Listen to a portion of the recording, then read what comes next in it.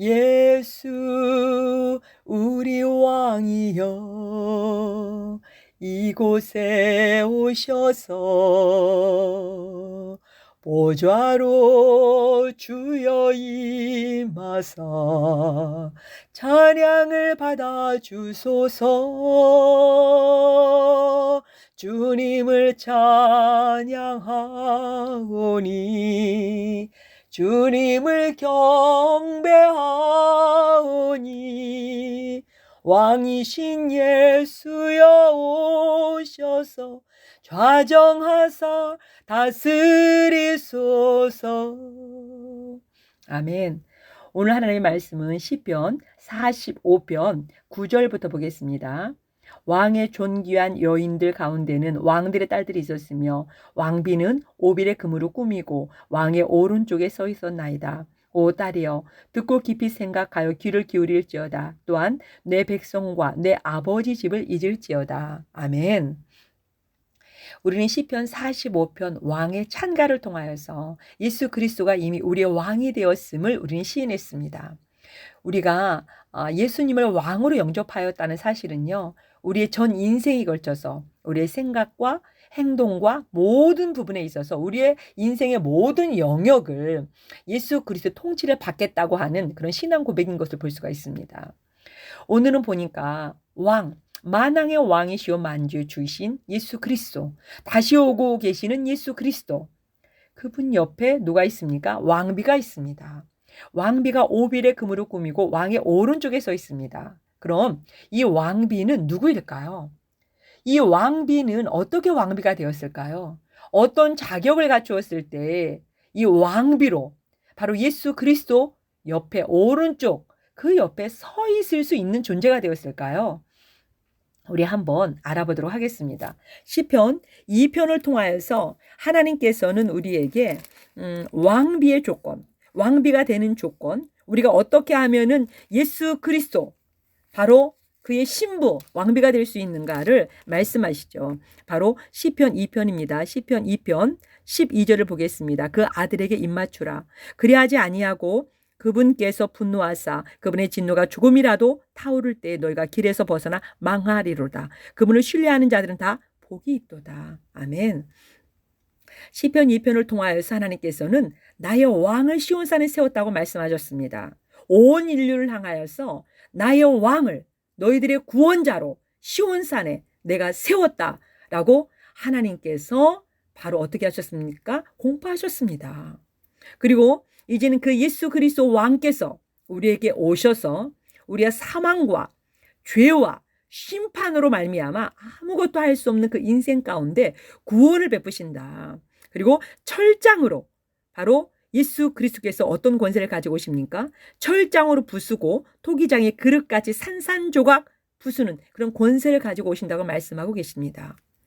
우리가 예수 그리스도 그분의 그 왕의 왕비 신부가 되는 방법, 첫째는 시편 2편에서 밝히고 있는 것과 같이 그 아들에게 입맞추는 것입니다.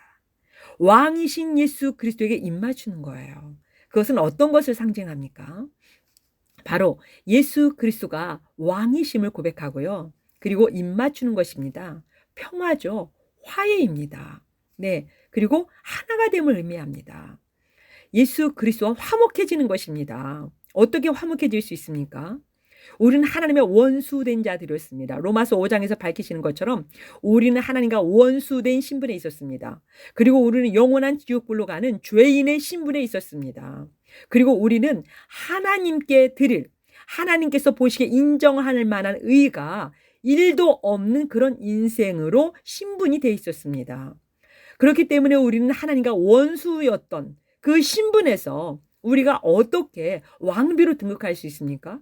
어떻게 하나님께서 세우신 그 왕의 오른쪽에 서 있는 신부가 될 수 있습니까? 바로 그 예수 그리스도께서 하신 일을 우리가 믿고 그분 앞에 엎드리는 것입니다. 그분에게 입맞추는 것입니다. 그분께 돌아가는 것입니다. 그러면 우리가 하나하나 어떻게 그런 과정들이 이루어지고 있는지를 성경을 통해서 우리가 한번 보도록 하겠습니다. 하나님께서는요, 창세기 2장에 보면 아담과 하와를 만드십니다. 그리고 창세기 2장에서 22절부터 보면은요, 하나님께서 결혼 제도를 허락하십니다. 결혼 제도를 최초로 하나님께서 도입하세요. 왜 하나님께 결혼이라고 하는 제도가 필요하셨을까요? 왜 하나님께서는 결혼이라고 하는 제도를 하나님의 나라에 도입하실까요? 결혼이라고 하는 제도를 인간이 만든 제도가 아닙니다. 하나님께서 만드셨습니다. 왜 그럴까요? 결혼이라는 제도만이 각각 남인 아담과 하와, 그들로 하여금 남이었는데 바로 서로가 같은 몸이 되게 하시는 유일한 바로 제도가 바로 결혼이기 때문에 그렇습니다. 그래서 가족이 되게 하는 것, 가족으로 만드는 것은 이 세상에서 유일한 제도 하나밖에 없습니다. 바로 결혼이라는 제도를 통해서만 가족이 형성될 수 있다는 거예요. 남자와 여자가 결혼해야만 자녀가 출산이 됩니다. 그리고 그 자녀들이 또한 결혼이라는 제도를 통하여서 또한 또 자녀를 낳게 되어 있습니다. 그래서 가족은 결혼이라는 제도를 반드시 도입하고 그 결혼이라는 제도를 통하여서 부부가 연합이 되어야만 생명을 잉태할 수 있고요. 가족이 형성이 될 수 있다는 사실입니다. 하나님께서는 창세기에서부터 하나님의 꿈을 말씀하십니다. 하나님의 꿈은 바로 무엇입니까? 하나님의 가족을 많이 만드시는 거예요. 그런데 그 하나님의 가족을 만드는 것은 하나님께서 창세기 1장에서 하나님이 가라사대 하신 것처럼 하나님이 말씀하신다고 가족이 만들어지지 않아요. 그 전능하신 하나님께서 가족을 만드시는데 그냥 말씀만 하셔도 될 것 같잖아요. 근데 말씀으로 되지 않게 하십니다. 하나님께서는 결혼이라는 신성한 제도를 도입하시고 결혼을 통하여서 가족을 만들어 가십니다. 그리고 결혼이라는 제도를 통하여서 하나님께서는 어떻게 하게 하십니까? 남편으로 하여금 그의 갈비뼈를 하나님께서 아내에게 주게 하시잖아요. 즉 피를 흘리게 하십니다. 또한 그 아내와 남편이 서로 성이라고 하는 관계를 통해서 하나가 되었을 때 자녀를 낳을 때도 어떻게 합니까? 그 아내도 또한 피를 보게 되어 있습니다. 남편도 아내도 결국은 피값을 지불하고서 자녀를 얻는 것을 볼 수가 있습니다. 먼저 남편이 아내를 얻을 때에 자기의 갈비뼈를 주고 피를 흘려서 그 아내를 얻는다는 사실입니다. 가족은 그렇게 피값을 치러야만 가족이 형성되도록 하나님께서 만드셨습니다. 그러면 하나님께서는 우리에게만 그 제도를 허락하시고 우리에게만 그것을 요구하실까요? 아닙니다. 하나님께서는 직접 하나님이 하시지 않은 일을 우리에게 시키는 법이 없습니다. 하나님이 먼저 하시고 그 다음에 우리에게 그것을 말씀하시는 것을 볼 수가 있어요. 자, 하나님께서 어떻게 하셨습니까? 우리가 하나님이 하신 일을 보기 전에 먼저 아브라함을 보도록 하겠습니다. 아브라함은 창세기 12장에 하나님 앞에 부름을 받습니다. 그리고 가족을 만드는데 너무 어렵습니다. 아내는 얻었는데 그 다음에 자녀가 만들어지지 않는 거예요. 세상 방법으로는요, 얼마든지 하룻밤만 자도 만들어질 수 있는 존재가 자녀라고 생각했거든요. 그런데 그것이 안 되는 것입니다. 왜 그렇습니까? 하나님의 나라는 가족이 어떻게 형성이 되느냐? 우리의 힘으로 되지 않는다는 것입니다. 하나님께서 낳으셔야만 된다는 거예요. 하나님이 낳게 하셔야만 된다는 거예요. 그래서 하나님께서는 하나님의 나라의 국민은 내가 직접 낳는다. 이것을 보여주시기 위해서 바로 아브라함과 사라를 통하여서 하나님께서 그들이 이 세상에서의 모든 방법이 끊어졌을 때 사람이 남자와 여자가 성관계를 통해서 바로 아이를 출산하던 그 제도를 넘어서서 하나님의 방법으로 아이를 낳게 하십니다. 이삭을 얻게 하시죠. 그리고 아브라함은 그의 전 인생 과정에서 성경에 기록된 것을 보면은요, 바로 아브라함이 낳은 아들 이삭, 하나님께 주신 아들이죠. 정확히 말하면 아브라함이 낳았다기보다는 하나님이 주신 아들이죠. 그 이삭이 신부감을 구하는데 굉장히 많은 것들을 하려 합니다. 24장에 보면은요, 아브라함의 일생 중에서 가장 긴 장이 24장이에요. 이삭의 신부감을 얻는 그 장을 굉장히 이 아브라함이 심도 있게 신중하게 다루는 것을 볼 수가 있어요. 왜 그렇습니까? 이 결혼 제도가 너무 중요하다는 사실을 알고 있기 때문에 그렇습니다. 하나님께서 이 결혼 제도를 얼마나 귀하게 여기시는지를 알고 있기 때문에 그렇습니다. 이 결혼 제도만이 우리의 가족을 만드는 유일한 바로 제도이기 때문에 그렇습니다. 유일한 방법이기 때문에 아브라함이 이 아들의 바로 부인, 신부감을 구하는 그 일들을 아주 신중하고 신중하게 그 일을 처리하는 것을 우리는 볼 수 있다는 사실입니다. 구약과 신약에는 굉장히 많은 결혼을 말씀하고 계세요. 자, 그러면 이 결혼이라고 하는 그런 제도를 하나님께서 창세기 2장에서 말씀하셨고 아브라함을 통해서도 말씀하시고 그 다음에는요 그 결혼이라고 하는 제도가 어디에서 완성이 됩니까? 신약에 와보면은요 가나 혼인잔치, 예수께서 오셔서 첫 이적을 행하신 곳이 바로 가나 혼인잔치입니다. 예수님께서 첫 이적을 행하신 것이 결혼 혼인잔치라고요. 그것은 바로 어떤 것을 의미합니까? 예수께서 이 땅에 왜 오셨느냐? 신부감을 구하러 오셨다는 거예요.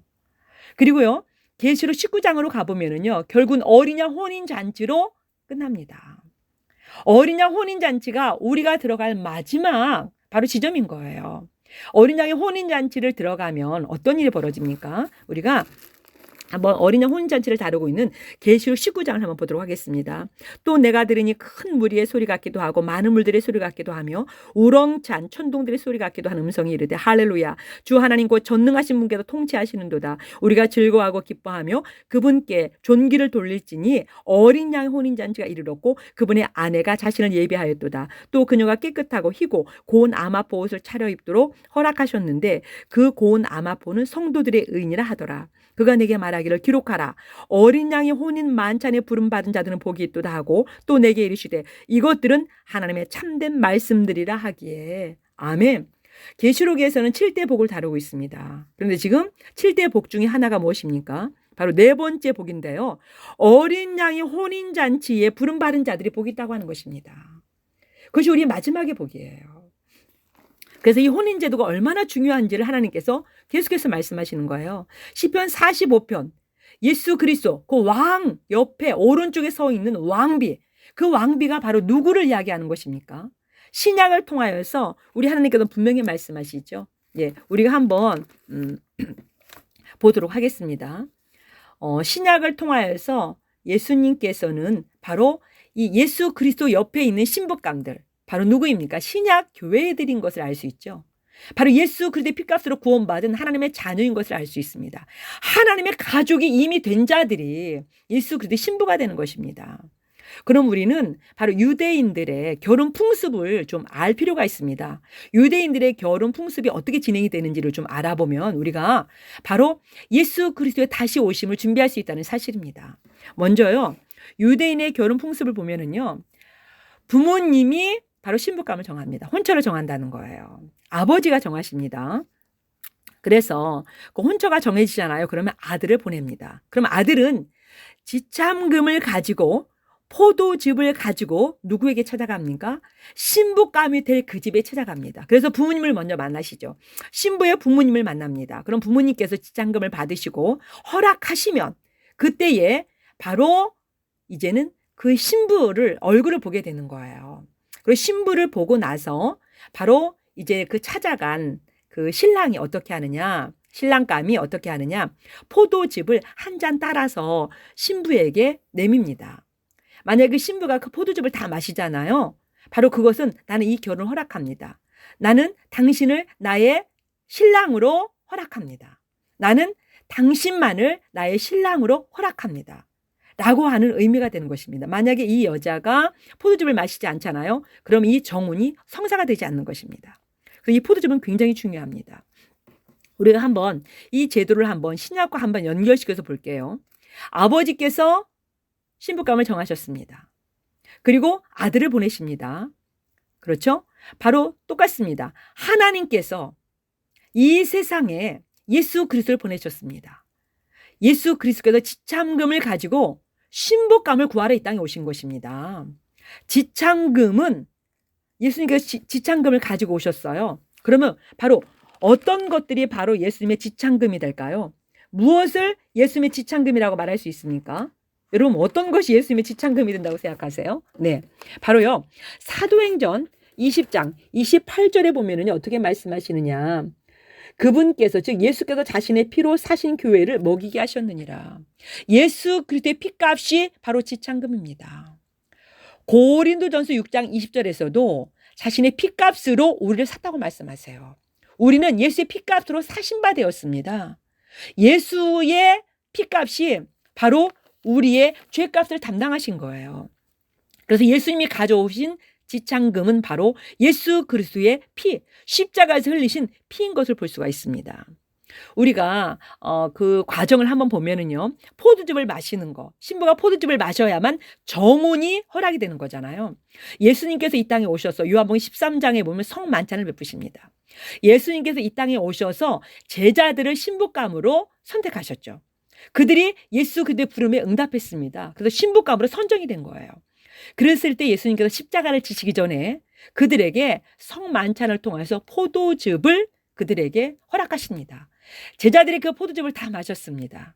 그것은 바로 그때는 그 제자들이 몰랐지만 예수님께 어떤 고백을 한 것이나 마찬가지입니까? 우리는 예수 그리스도만 우리의 신랑이신 것을 고백합니다. 예수 그리스도만이 우리의 구주이시오 우리의 왕이신 것을 고백합니다. 우리는 예수 그리스도만 기다리겠습니다 라고 하는 신앙 고백인 것을 볼 수가 있습니다. 그리고 예수님께서는 십자가를 지러 가시죠.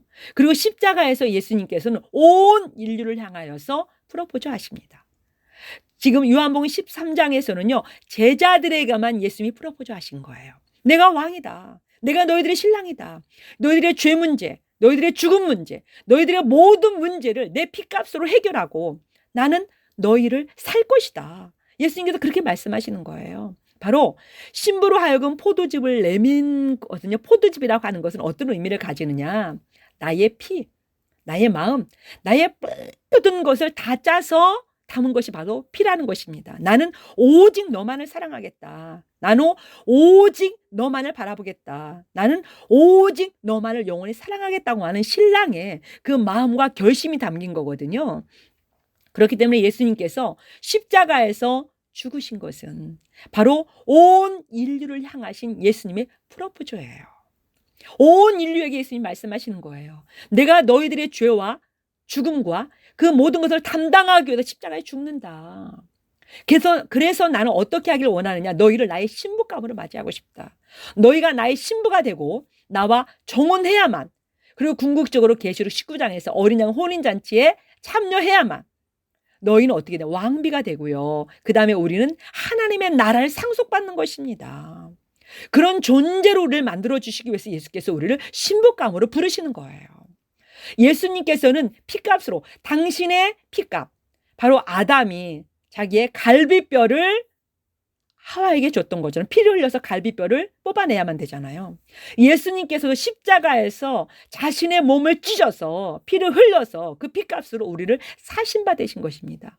당신의 신부들을 원수인 신부, 죄인인 신부, 1%도 가치가 없는 그 신부들을 예수님께서 당신의 피값으로 사셔서 당신을 죽음으로 내몰고 우리를 사셔서 자신의 신부로 만드신다는 사실입니다. 그것이 바로 예수께서 온 인류를 향해서 프로포즈 하신 십자가의 의미입니다. 예수 그리스도의 십자가의 피의 의미가 되는 것입니다.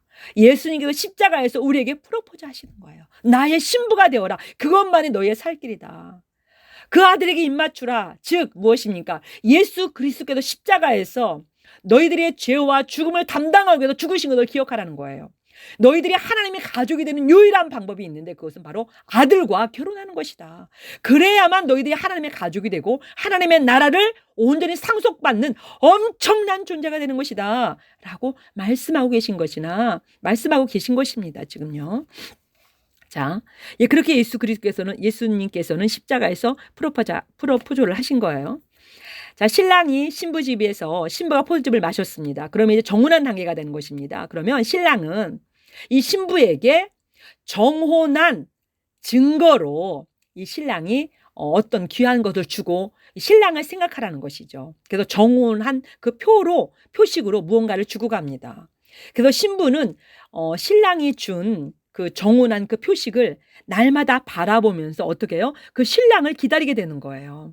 신랑을 기다릴 때마다 바로 내가 바로 그 신랑의 신부이구나. 나는 오직 이 신랑만 기다리겠다라고 하는 그런 의지를 굳히게 되는 것이죠. 우리가 보면은요. 예수님께서도 십자가에 죽으시고 그리고 부활하시고 그 다음에 예수님께서 승천하시면서 우리에게 예수님께서 어떻게 하셨습니까? 바로 우리에게 정혼한 증거로 바로 표를 주고 가셨습니다. 어떤 표를 주고 가셨을까요? 요한복음 14장 26절입니다. 위로자 곧 아버지께서 내 이름으로 보내실 성령님, 그분께서 너에게 모든 것을 가르치시고 내가 너에게 무엇을 말하였든지 너희가 모든 것을 기억하게 하시리라. 그렇습니다. 그 보증으로, 증표로, 정혼한 증표로 예수님께서 우리에게 무엇을 주고 가셨습니까? 성령님입니다. 성령께서 예수가 우리의 구세주이며 예수가 우리의 왕이며 예수가 우리의 신랑이며 예수께서 다시 오신다고 하는 것을 알게 하시고 기억나게 하시고 기다리게 하시는 것입니다. 성령을 통하여서 우리에게 도장을 찍으셔서 너는 나의 신부다, 나를 기다려라 라고 말씀하시는 거예요. 그래서 우리의 몸 안에서 성령이 운행하시면서 예수에 대해서 끊임없이 알려주시고 예수에 대해서 끊임없이 우리에게 신랑이라고 하는 사실을, 다시 오실 예수 그리스도를 기다리게 하시는 것입니다. 준비하고 기다리게 하는 것이죠. 신부는 바로 신랑이 주고 간 그 정표를 바라보면서 신랑을 기다리잖아요. 그리고 그 다음에 이제 돌아간 신랑은 어떻게 합니까? 집을 짓습니다. 그때부터요.